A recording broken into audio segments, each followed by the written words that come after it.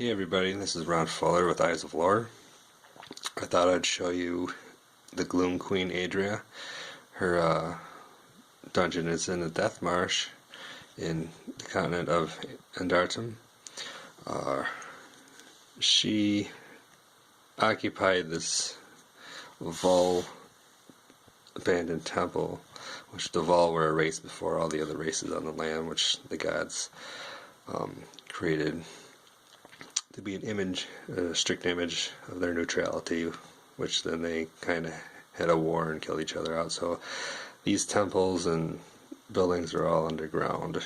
But she occupied this temple because she kind of fell from Geldra. She is a lesser god and was kind of like Geldr's right-hand man, but decided to go out of the ethereal plane and come to the mortal world to reign over everything, but she's of course having a hard time doing so. And her dungeon is very dark, a lot of like voidkin type monsters, things you can barely see but their eyes, and sconce that you have to light to see things, see your way through there. But once you get to her, her room is pretty much square, but in the back it's complete void, and if you go and touch it, of course you'll die. And then she'll come out. As you see, she has a lantern strung to her foot.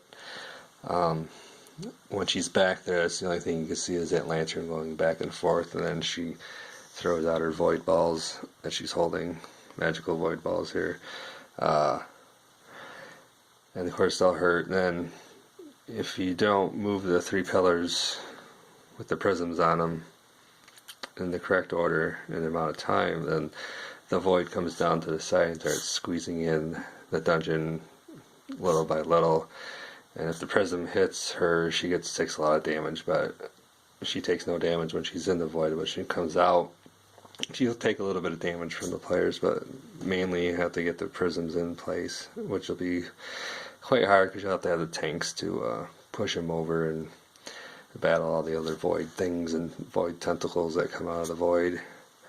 And of course with her, she just has the scroll bag and some hourglasses, kind of telling you you're running out of time.